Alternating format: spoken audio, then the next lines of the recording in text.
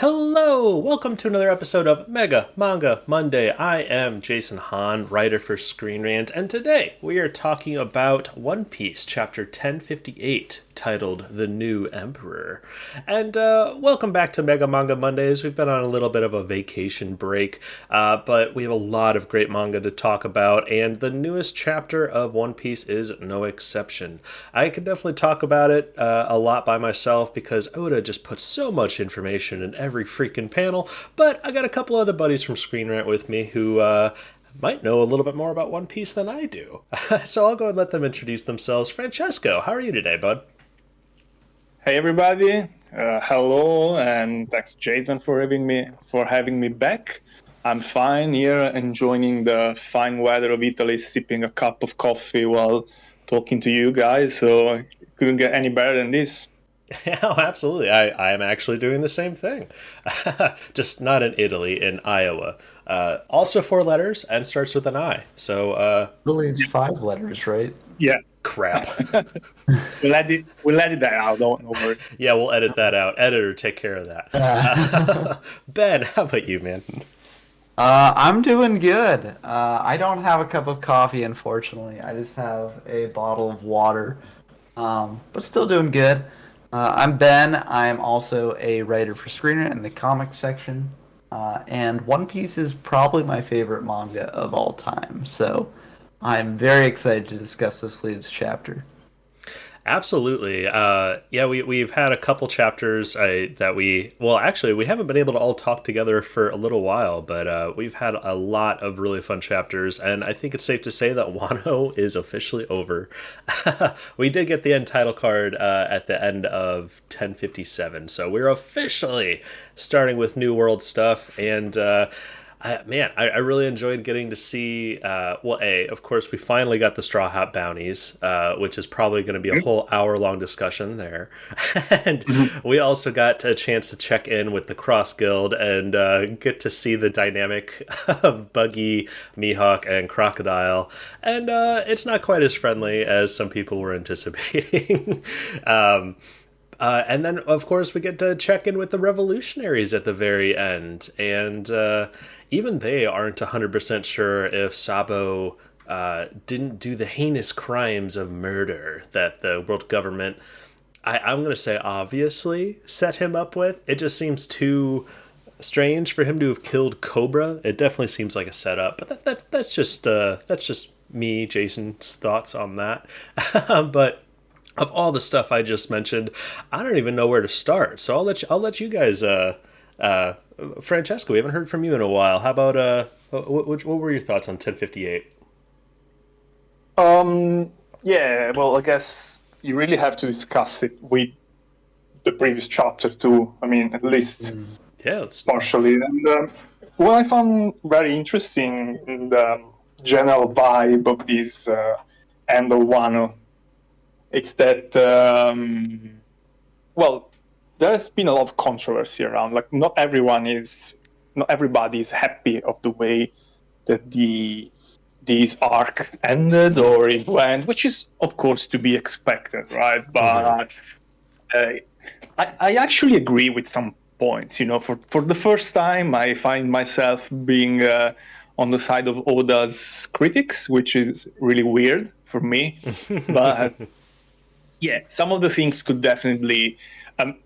I think that it can all be summarized into something we already said. If you look at Wano as a story on itself, it's amazing. If you look at it as part of the overall One Piece story, then the cracks start to show because there were too many unresolved plot threads. Too many things we didn't get to see, and also, if you look at this chapter, the chapter 1058, you see it going back to some earlier dynamics of the manga. Earlier, it's way more comedy. There's more interaction between the characters, which are all things that were really missing from the Wano arc. So again, it was a great story, and I loved the way ended, even if there is some big controversy on that too. We can talk about it if you want. The whole Kurozumi was born to burn thing. Oh yeah. It's a huge debate on the internet. I mean, I And- think they're blowing that out of proportion. Personally, like Yeah, I it's a agree. pun. It's yeah, it's not like Hiyori is a genocidal maniac. Yeah, She's making a pun off of what her father said on his death. Like, yeah, absolutely. Yeah. I totally agree with you. And but I find it interesting to talk about because if you look at the scene, it's framed in a way that it looks like the very last lines of a kabuki or any other kind of theater play. That scene with Hiyori saying those final words to Orochi, it's like you're looking at a picture or a still shot, from someone who's watching a traditional Japanese play, an historical play, and these are the last lines, and then you have the audience applauding and going wild, and that's the end. It's beautiful and it's perfect in that way. Mm-hmm. But then you get all the other stuff, like for example, why in the hell did Oda make a U-turn on the Yamato thing and went from one chapter saying, "Oh yeah, you're going and you have to leave this country and be free. Yeah, I'm so happy." And then just 1 week later, it's like, "Oh, you know what? I don't want to go. I actually want to explore Wano," and that really drove me nuts. I was like, "What the hell is there to explore? There's nothing. They burned the land to the. They were even explode the weapons factories." And it's so weird because she says, well, they say, "Oh, I want to do like Oden did, who first explored Wano." That's the total opposite. Like Oden was going on and on about how oppressive Wano was. It was too small for his ambitions and whatever. So you're saying you want to be Oden, and then you're doing the opposite, which was super weird. And so 1058, on the other hand, I think it's a much better chapter because it goes back being funny and all the shenanigans. And you have this beautiful introduction of the two new Yonko. One is beaten up in a cage, and the other one is decapitated, which is I think it's amazing. It's very refreshing and very going back to what One Piece was.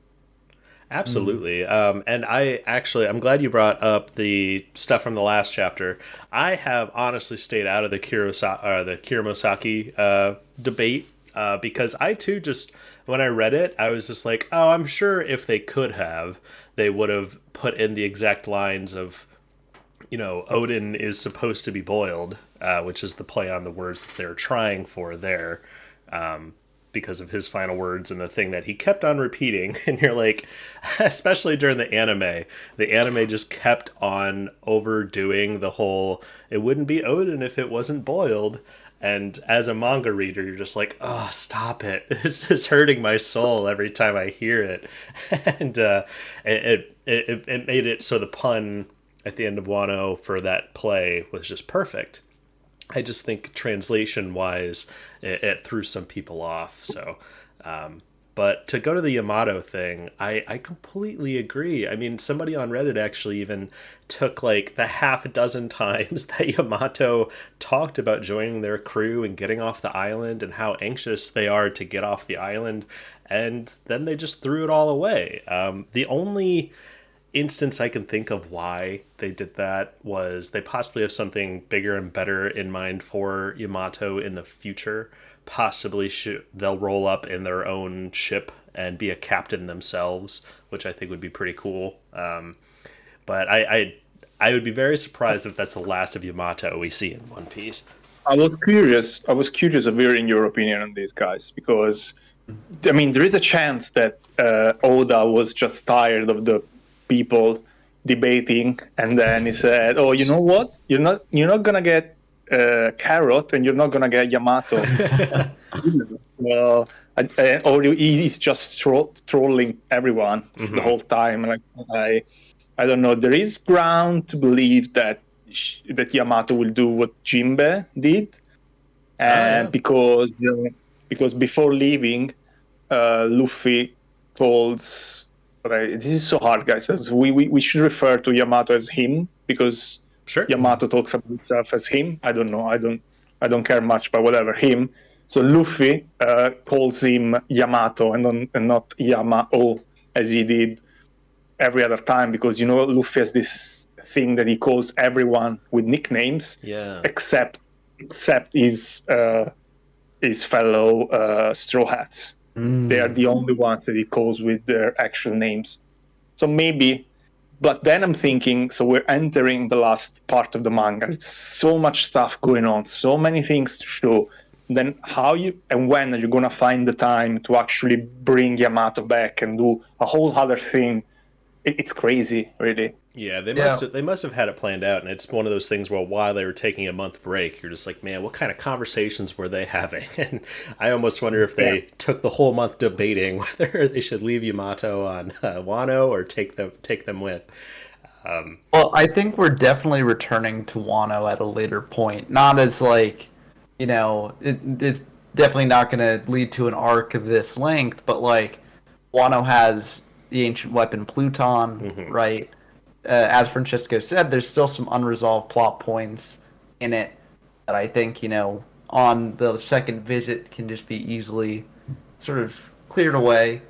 I think we're going to return, and maybe at that point Yamato can be like, I'm done exploring Wano because there's nothing here to explore. I'm ready to join the crew now. That would be the first time they go back somewhere, though, right? Yeah, but I think like it makes sense for the end of the series, right? Yeah, I'm not contradicting you anymore, Ben, because every time you say something, it's absolutely right. Like you got the whole Pluton thing. You absolutely nailed it like months ago. So from now on, I'll believe everything you said. It's honestly not the only series he does that for either. He's brilliant. Yeah, see, I stopped being the author of Jujutsu Kaisen's assistant. They bumped me up to being Oda's assistant because he needed help with the final art. That's what happened. Yeah. Yeah, they were shifting me around, Well, it's great to have you back, Ben, and all of your One Piece manga industry insight. I'm happy to be discussing it again. Another thing that you brought up, Luffy's honorific towards Yamato, and that made me bring up that had me remember during this chapter a specific honorific that I don't know if it's the fan translation being cute and hilarious, but whenever Buggy refers to Crocodile, he refers to him as like Crocodile Chan, or with like a heart. Yeah, that's official. No, that's official. That's how. I love it's almost them playing with the idea of like, yeah, Crocodile could be Luffy's mom. Yeah, that's something I just found. Like I recently found out about this super crazy theory, and oh my god, like I don't even want to think about it. Well, I just love. I don't know if Oda and his team have heard about this theory, and so they're using. Oh, I keep hitting my microphone. I'm sorry. I wonder if they heard about that, and now they're gonna start throwing a little hints that yes, Crocodile may have had a sex change at some point, and he may have been Luffy's mother. It would just be hilarious, and if Oda doesn't have any like set plans on who Luffy's mom is, it could absolutely be one of those things where it's just like, you know what, this is funnier. I'm just gonna do it this. I'm gonna do this way. Yeah, because he actually said that he was not interested in expanding the whole mom thing for any of his character at all. It was very, very funny. It was in an interview, in SBS, when he said, because I think that mom is the opposite of adventure. So basically he hates moms because this is an adventure, and so we're not going to have any moms around ruining our fun. So I don't care about, and if you think about it, so many characters are either dead or missing mothers, so that's why he does that. So Oda was just setting it up. Oda was setting it up where it's going to Im is Luffy's mom. Oh yeah, totally. Oh, He's I got. mean, Eam is the big bad of the series. It Doesn't would want make freedom. sense if moms are the opposite of adventure. Oh, that. Oh, that'd be fun. Well, and it also it kind of the whole Luffy's fifth gear transformation, his eye turning into something similar to what we saw with Eam. So there's a lot of speculation there too. But yeah, and kind of to go back to like world government and Marines and stuff, we finally got their reaction to Buggy's cross guild and them kind of shaking in their boots about the stuff that's happening. Also, it kind of leads into the final chunk of this chapter, where the world government is actively listening in on the resistance, and we get a call from apparently Sabo. And we also got to see Kuma, which was a little heartbreaking for me because, at least the way that they translated it, it sounds like he is still brainwashed, or he's still kind of built for slavery. It doesn't feel like he is back to his normal self, especially with is the girl's name Koala? Koala. Yeah, especially with her That reaction. makes sense. That makes sense because that's what they said, that Vegapunk had completely erased his memory and personality. So it would have been weird for him to be just back to normal, Yeah. Oh boy, That's not my time at to Mary me. Wad, it wasn't fun, guys. Thanks for saving me. Yeah, exactly. But no, but the most interesting thing for me is, as you said, that the Marines have wiretapped everyone. They were listening to Mihawk. They were listening to the revolutionaries. We haven't seen this before. These guys are doing some major intelligence work, and it could be their best weapon because everybody in the world uses these snail phones, whatever they're called, and yes, some of them are supposed to be secure. I think there was a black one at some point. There was, Yeah, but then everybody else uses the same. So if you listen to them, it's like, all right, I know everything about everyone in the world, which is crazy. I almost wonder if it's somebody with some sort of overpowered devil fruit. That's what I've always really liked about Robin's ability, was she can pretty much spawn an ear anywhere within her general vicinity and hear what's going on and that kind of thing. So yeah, I could imagine the world government could possibly have something even bigger or better, or maybe there's some kaiju-sized snail that can hear everything in the world and they're tapping into him. But yeah, I almost wonder if they'll ever explain that, or if they're just going to be like, oh, it was just convenient for us to be able to, we need to move the plot along some way. Yeah, it's kind of funny because I feel like there are a lot of things in One Piece that we've just grown to accept over the years because it's been over 1,000 chapters, and we're like, oh yeah, this is just a part of the world, not that significant, just an interesting little thing. And I could definitely see Oda being like, but actually, yeah. Actually, the snails are all parts of an ancient weapon of their own or something. Yeah, right. So They are Poseidon.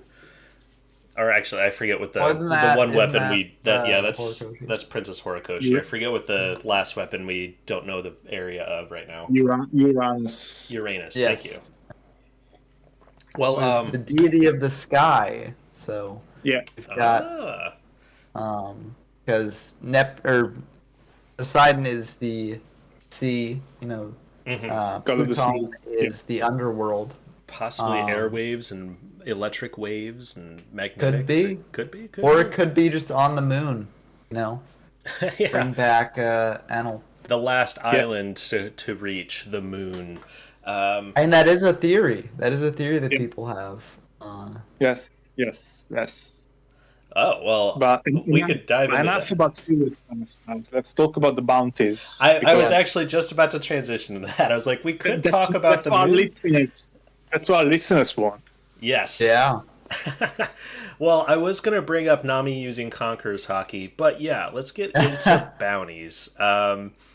My biggest surprise, and the thing I've been waiting for, was Chopper to finally get what he is due.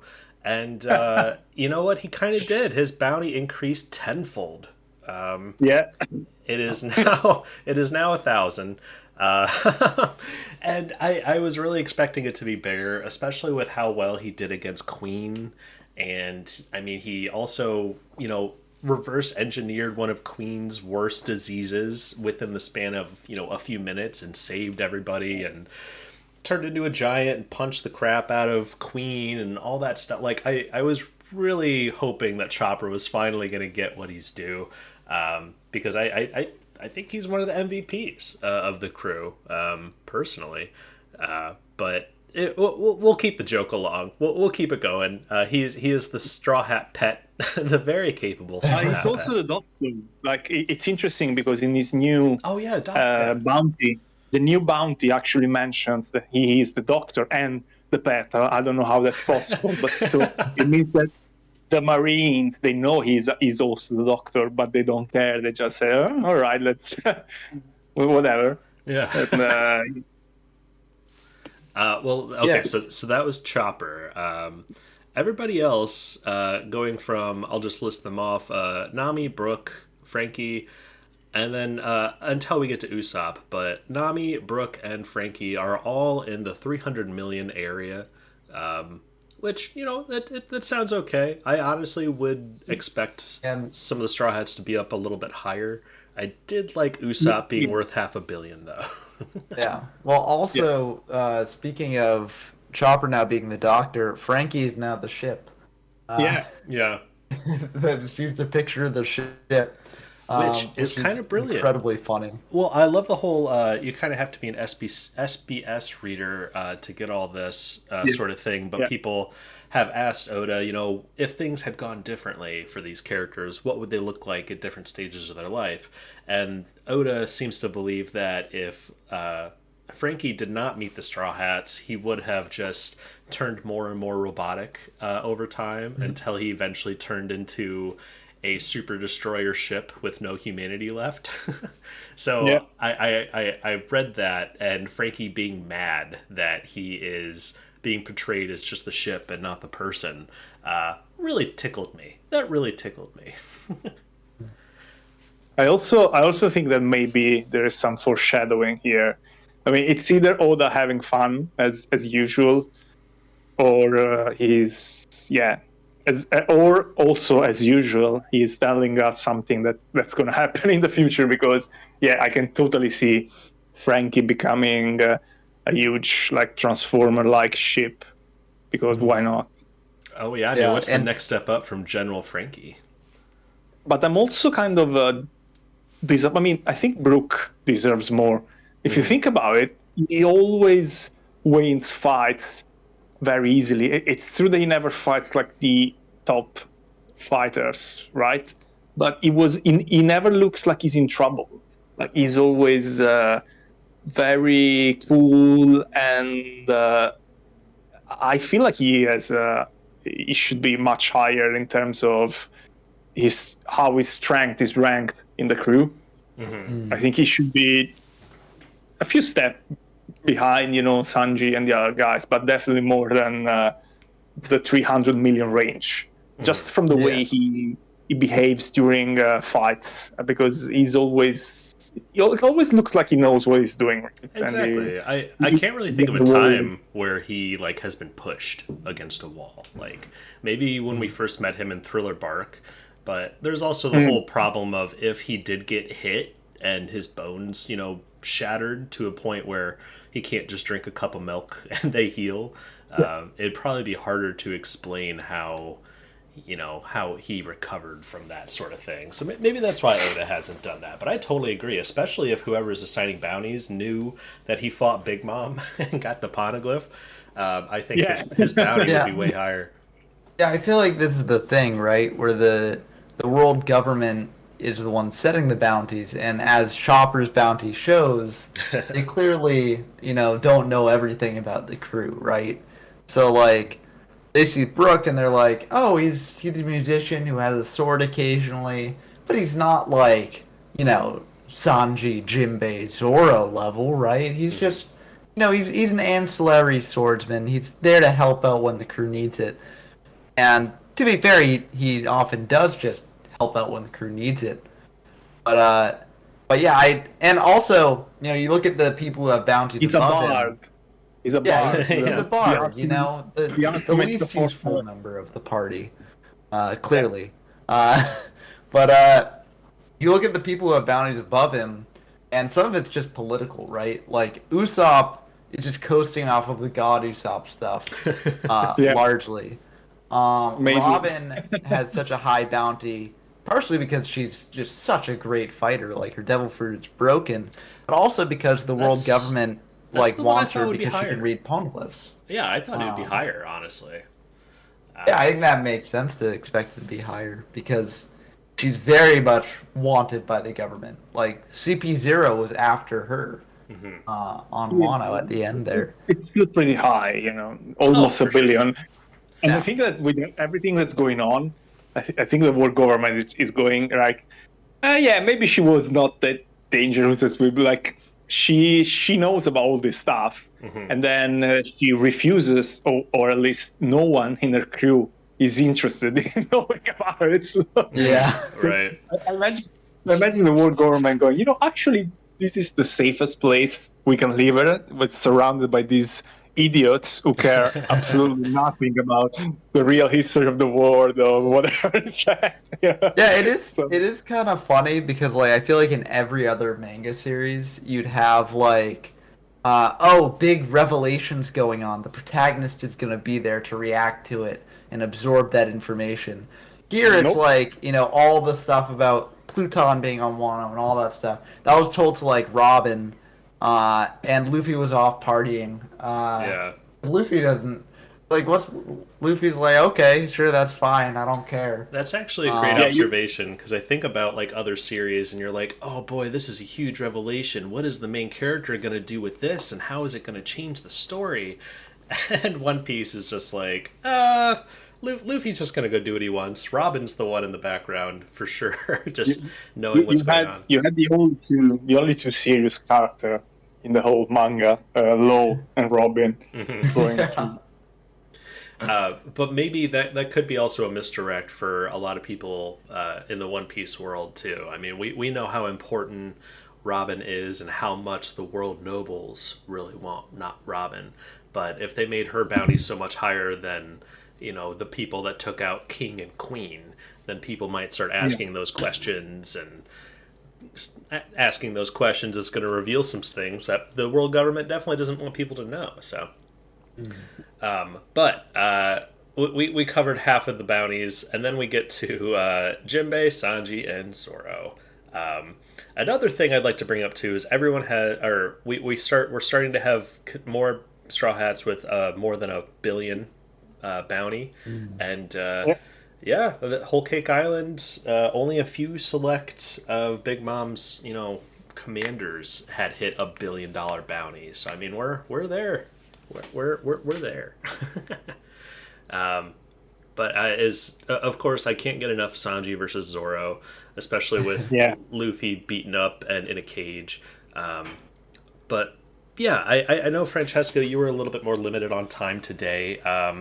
So I before you go, I definitely wanted to hear any final thoughts you have. But before we get into that, I'd love to hear your thoughts on Nami Conquer Hockey. Do we think that was just a funny thing, or could it possibly be a thing kind of like Bleach, where everybody who's just around the main character is consistently exposed to this ridiculous hockey or power or kai, whatever you want to call it? I forgot about this dumb Bleach stuff. Yeah. Thanks for. I've just brushed my teeth after saying Bleach. I think not with Bleach though, not with actual Bleach, please. Yes. But anyways, I don't think it's serious. I think, as I said in the beginning, this was a relief chapter. It's almost like Oda going, "Oh, finally I finished this tale of revenge and murder and blood that I've been tied up with 5 years. Now it's time to go back to the true soul of the series, which, let's remind everybody, Oda's reference audience is 15-year-old kids. That's what he said. I'm writing this for a 15-year-old kid. If they don't like it, then I'm doing something wrong. So the comedy, the light-hearted stuff, all of that, it's absolutely necessary for the series. And that's why I believe that most of what happens in this chapter is just comedy. And at least we won't see Nami with Conqueror's Haki. And I'm a bit sad for Sanji being number 4. And it's... Someone pointed out on Reddit that Sanji has actually often been number 4 because he was behind Robin, and then he was behind Usopp, obviously over the God Usopp stuff. So it's unusual, and I don't think that changes the dynamic a lot, but I'm curious about why the world government thinks that Jinbei is more dangerous than Sanji, considering that Sanji is also one of the Germa kingdom, of course. And I think that goes back to the confrontation between Jinbei and Who's Who when we first learned about this thing called Nika, which we found out much later. And if you look back at that, it's clear that Jinbei knows more than what he's letting out. And when he gets really angry when Who's Who mentions the slaves and all of that. So there's something hiding there, I think. So that's interesting. But I want to leave you with something else. If you look at the last 2 cover stories, Caesar or Gastino, the gangster, is rescuing the Germa. So if Queen is still alive, as a Green Bull run away like the coward he is from one, maybe we'll be seeing Mads get back together. Mads, which was that the? I forget. Can you refresh me on Mads? The mad scientist group, which consisted of Vinsmoke Judge, Queen, Caesar, and Vegapunk before Vegapunk was captured by the government and forced/persuaded to work for them. Yeah, I do think that's a perfect Oda sort of convergence of side threads, right? Where it's just so satisfying to see that group come back together after having branched off, and maybe it means we'll get to see Vegapunk sooner rather than later. This guy who has been mentioned for the past 20 years, absolutely no idea about who he is. Yeah, I feel like Vegapunk is like the big thing. Like, sure there's like sure there's like, the rulers of Elbaf, sure there's Shanks, blah blah blah. Show us more of Vegapunk, that's who we want to see.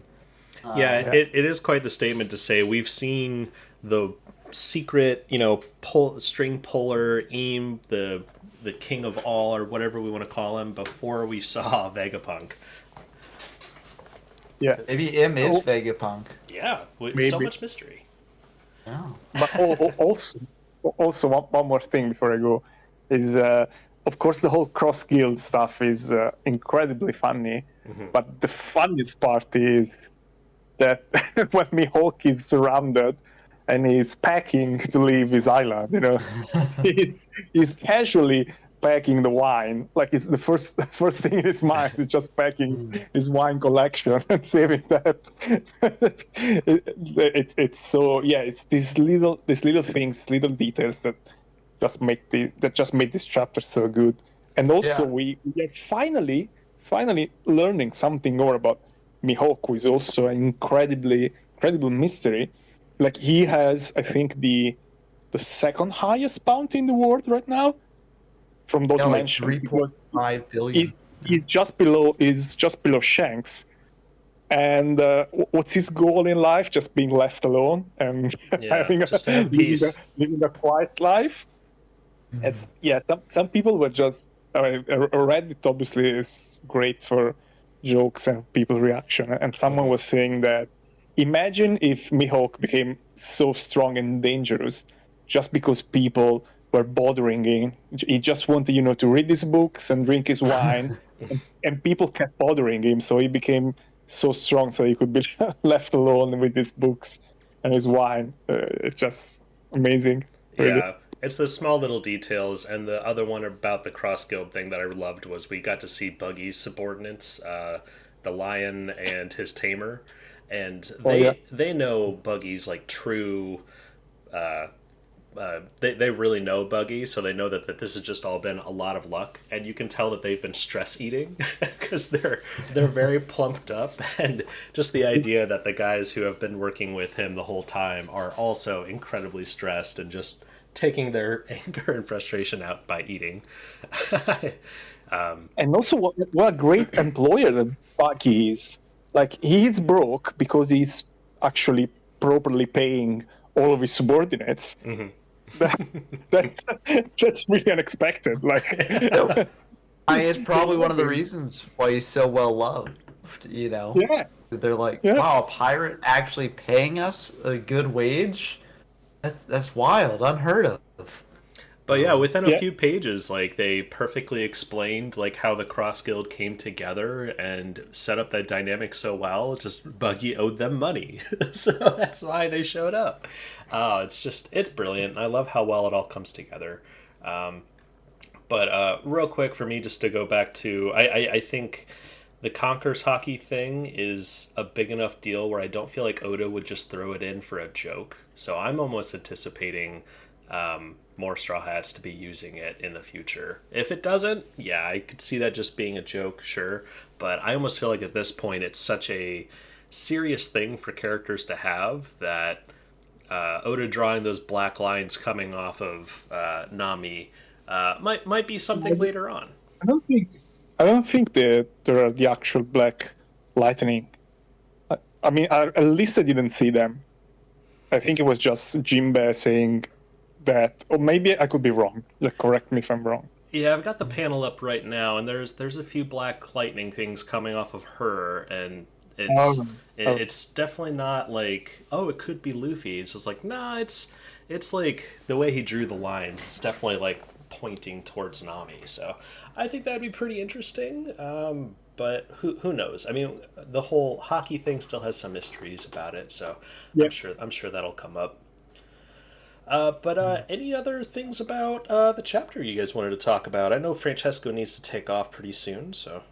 Yeah, I just wanted to mention how interesting it is that despite the fact that Mihawk has a higher bounty than Buggy, who coincidentally has a higher bounty than Luffy, Buggy is still viewed as the Yonko. So we have a character who has a higher bounty than, like, most of the Yonko, who is not a Yonko. So that's very interesting to me. Yeah. Well, Francesco, was there anything you wanted to plug or recommend? Me and Ben might talk a little bit longer, but I know you wanted to get out. No, not particularly. Like, I have. Oh, I can unplug something, which is the new Tekken show on Netflix, which is horrible. So I can tell people to not watch that because that's the most recent. It's the most recent thing I saw. So that's everything I have. Don't watch that. Was it an anime or did they try a live action? It's an anime and it's completely computer generated. Okay. Which wouldn't be that bad, but there's this super weird thing. They use the same shade on every character, and it's a triangular shape. So every time you see a character, regardless of the place they are, regardless of the lighting in the scene, they will always have this triangular shaped shadow on their face, which really, it's super weird. And Yeah, if you Google like Tekken weird shadow, it's gonna come up with a million results of people discussing it. Oh, Anyways, that's everything from me, guys. I'll talk to you soon. Have fun. yeah. Yeah, talk to you next time. Yeah, thanks, Bye bye. Francesco. Yeah, have a good one, man. Thanks to you. Yeah. Well, yeah, that good was talking. Francesco from Screen Rant. Definitely check out his works on the comics section of ScreenRant.com. He's been writing for a little while, and he does some pretty great articles related to One Piece, DC, and Marvel, and stuff like that. But before we get into our plugs and recommendations, Ben, I think we've got plenty of One Piece we can still talk about. Yeah. I'm not sure if I heard your reaction to. Do you think Nami might have Conqueror's hockey in the future? I am sort of like it's either way for me. I think she definitely has a very commanding presence, and you know, she's been growing alongside the crew despite not having as many, epic moments as maybe like a Zoro or a Sanji. And she had a pretty great moment in Wano where she, was like, I'm not giving in. My captain's going to be the Pirate King. And so maybe traumatic experiences like that can increase your ability to have that sort of conqueror's hockey. But it could also just be a joke, which I'm also fine with. Yeah. Oda's kind of a The, master of that, where it's just like, is this a serious plot point that's going to be very important, or is it a joke? and that's part of what I think makes One Piece so great is that like every single detail works on multiple levels potentially, and every single detail can get us talking, and like it's just very few manga are able to do like what One Piece can do in so few panels, which means that since One Piece has a lot of panels, there's always a lot to discuss. So, uh, very fun. I do want to mention though, we talked about the Revolutionary Army, but we just saw Dragon for the first time in a very, very, very long time. And Dragon's another one of those characters where people are always frantic for more information about him because, one, he's Luffy's dad, but also he's like the head of the Revolutionary Army. Like that's a pretty important role. What's going on there, So it was nice to see him finally again. And it looks like this next arc might be the arc where Luffy finally joins up with the Revolutionary Army. Who knows? Oh, who knows? And actually, you just kind of help me realize this too. Yes, we finally got a little bit more with Dragon, which we're all dying to just hear even more about from that guy, because he's just such a mystery at this point. But with especially a couple chapters ago, we were shown that Sabo, survived, and not only survived, but rescued Kuma and kind of embarrassed the world government, and so morale and people around the world are like hailing him as almost an emperor caliber himself, the Flame Emperor. And so many people seem to be thinking, oh, he's got almost as much pull as possibly Dragon himself. If this goes poorly, this conversation with the snail that is supposedly Sabo, we could see a major divide in the Revolutionary Army. Yeah, Revolutionary Civil War. Yeah, exactly, and that would really put a strain on some things. But it's kind of, I mean, this has been a long time, but Oda has had this revolutionary, army in the back pocket of One Piece for years, and I'd say only during Dressrosa did it really seem to pay off. But I guess the whole reverie also wouldn't have happened without the revolutionaries. But it just seems to all be leading to something really big. And I'm wondering, this might be the first pin to it. But I could absolutely see, if this isn't Sabo. Well, actually, no. It makes. I think it's Sabo. Yeah, especially with the government saying like, "Oh, it's listen in and record." Like, it's not them pretending to be Sabo. Yeah, the government would be the only group that would really pretend to be Sabo. Like Blackbeard, I feel like Blackbeard wouldn't resort to such a subtle ploy. Blackbeard definitely would resort to underhanded tactics, but he's generally not that subtle about it. Um, so I feel like it actually is Sabo, and I'm I doubt there's gonna be a split in the Revolutionary Army because it would make things too confusing for the actual arc where we get to really meet all the Revolutionary Army members and learn like what's up with Kuma's backstory and all that stuff. It would make it just a bit too.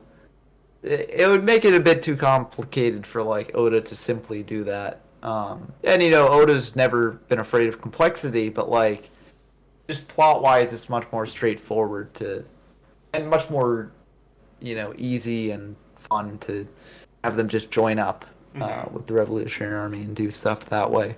For sure. And it's just the line dragon throughout of like, oh, if he did kill Cobra, I wouldn't forgive him. And it's like, all right, Yeah, well, that's showing that he doesn't have 100% trust in Sabo. Like he's actually, he's not just like, okay, good, we get to hear his side of the story now. Like he actually seems to have the doubt that Sabo could have killed Cobra, and and that's it's kind of surprising. interesting. Yeah, it's interesting why he cares so much about Cobra. I mean, Cobra was a good king, right? He's not like really in the world government's pocket or too in line with their uh, governing philosophy, but he's still a member of the establishment, right? Well, there was a little bit So more to him, wasn't there? Like, wasn't what weren't the Cobras like they one were of the celestial celestial? dragons. Yeah. Yeah, who told all the other celestial dragons to shove off, and they like went off to start their own thing. So, Yeah. I think that Cobra could have been, kind of in cahoots with the, or at least in contact with the revolutionaries. But Cobra's kind of had his own like civil war in Alabasta and stuff to deal with. So yeah, I wonder if Dragon and Cobra possibly could be old friends. But yeah, Yeah, I again, can it see just that. adds another question on to Dragon and his history. Yeah, which hopefully we'll get at some point. Yeah. Because now it's like after Wano, where Kaido's backstory was kind of glossed over. I feel like there's the fear that maybe Oda will gloss over other very important characters' backstories. Although I'm of the opinion that Kaido's backstory was kind of glossed over just so there can be a bigger backstory later on that covers all the Rock's pirates and things like that. So I feel like we are gonna get more on Kaido. So I wouldn't be too worried about not getting enough on Dragon, but um, yeah, it's seeing all the miscellaneous pieces at play in the outside world just reminds me that even though this is One Piece's quote unquote final saga, it's gonna be a long, long time before the series is over. Yeah. Yeah, we still There's have just still so much there. we probably still have at least 150 chapters of information, and if Oda keeps Yeah. jam packing each chapter with this much information, yeah, we've still got a lot ahead of us, and Yeah. Mega Manga Mondays will be here to cover it. So very very excited to see what happens next on One Piece. Unfortunately, it's on break next week, which is A tough break too. yeah, exactly. But yeah, to kind of go into like, I personally, of course, I wanted more Kaido backstory. I would have loved just a few chapters of Kaido backstory, but honestly, I think Oda like gave us enough. I mean, I'm not saying that. Yeah. I'm not saying that like, oh man, we don't need to hear any more of that. I completely agree with what you're saying too, as I think we'll be getting a substantial flashback later on that should be helping us fill in a lot of those blanks. But I really think that we definitely need more information for Dragon. I'd be happy with the amount of backstory we got for Kaido. If we got that for Dragon, I'd be satisfied. Like, Oda didn't have to do the whole, like, you know, going back to him meeting King for the first time, and the whole last, right before Kaido got hit with the biggest punch we've seen, he brings up that, you know, he accepted that he is not Joy Boy, but he will be the thing that Joy Boy needs to defeat to triumph. And yeah, and I was also satisfied with Kaido's chapter at the time, whereas I feel like a lot of other people were not. They're expecting more.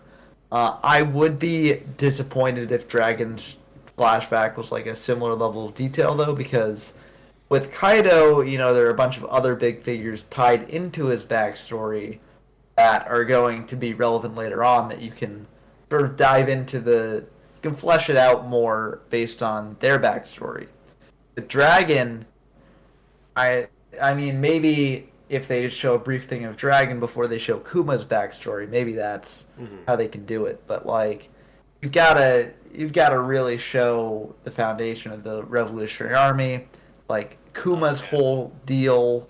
Right? Like, we need to know what's going on with Kuma. It's been built up for so long, and it is going to be very, very tragic when it actually gets revealed.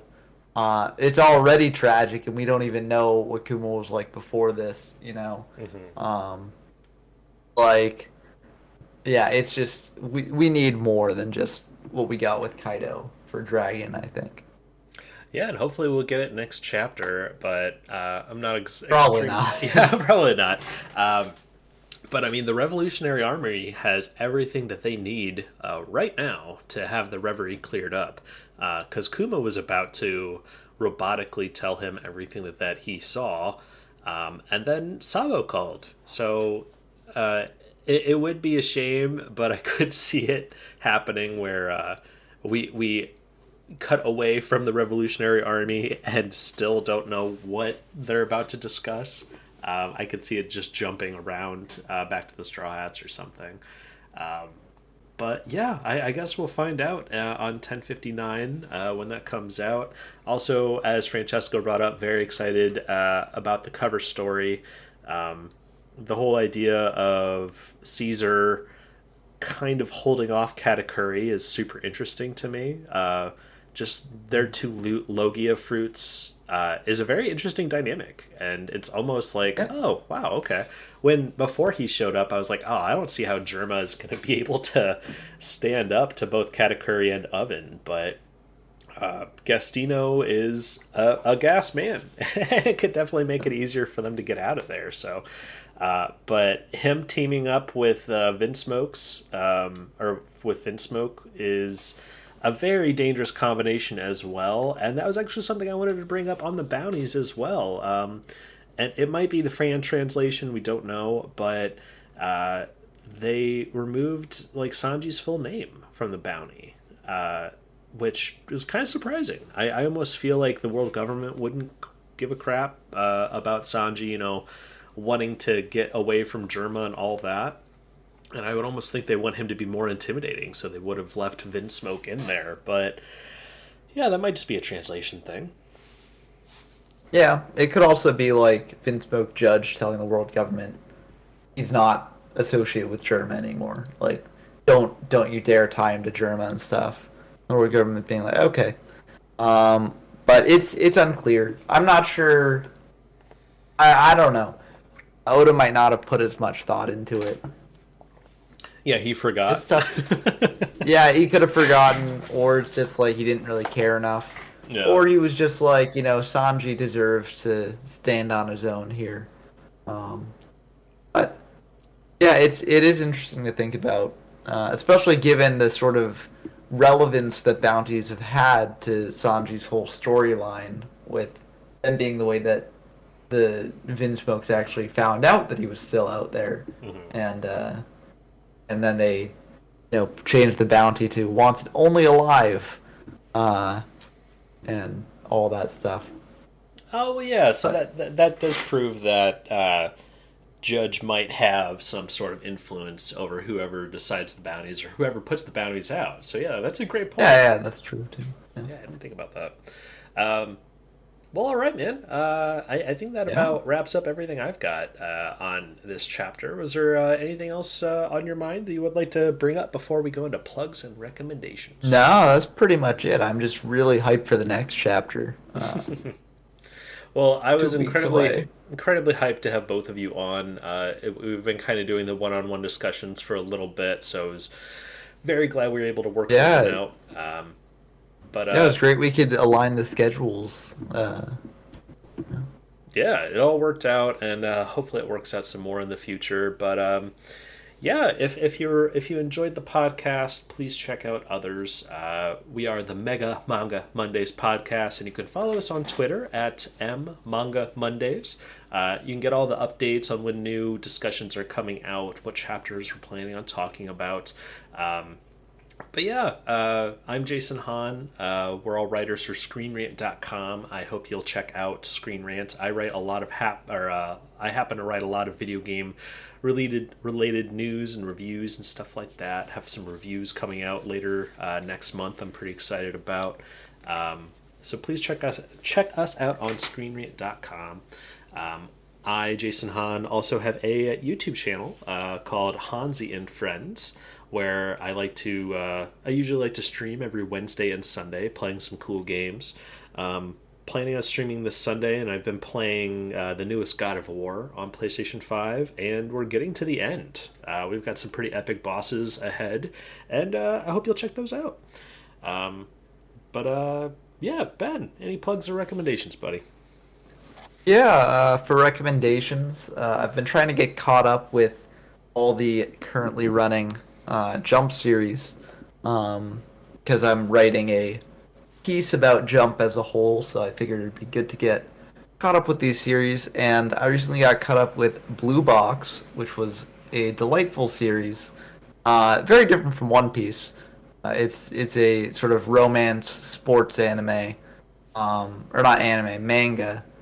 Maybe anime one day. Mm-hmm. But yeah, it's pretty fun. So check that out if you're into romance animes or into sports animes, because it satisfies both sort of boxes. In terms of plugs, I also have my own YouTube channel called Yugioh from Zero, where I discuss historical formats of the Yu-Gi-Oh! Trading Card Game. And yeah, it's just been very fun. So check that out if that's something that interests you. But yeah, that's it for me. All right. Well, yeah, definitely check out Ben's YouTube channel if you're into the Yu-Gi-Oh card game, or really into any trading card game, because he kind of breaks down the formats of how it all works and kind of reveals that Yu-Gi-Oh wasn't just a manga and stuff. They actually broke down and did a fantastic trading card game that is still very popular today with lots of formats. So definitely check that out. But yeah, that about does it for this episode of Mega Manga Monday for One Piece Chapter 1058. We'll definitely be talking 1059 when that comes out.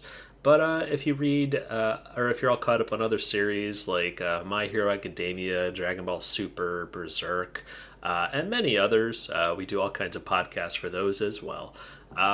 But reach out to us. We're also on YouTube. Feel free to let us know what things you agree with, and possibly bring up some stuff we missed. We'd love to hear from you. But I'm Jason Hahn, and that'll do it for Mega Manga Mondays. Thanks for listening, and thanks for your time today, Ben. Yeah, see y'all next time. Peace.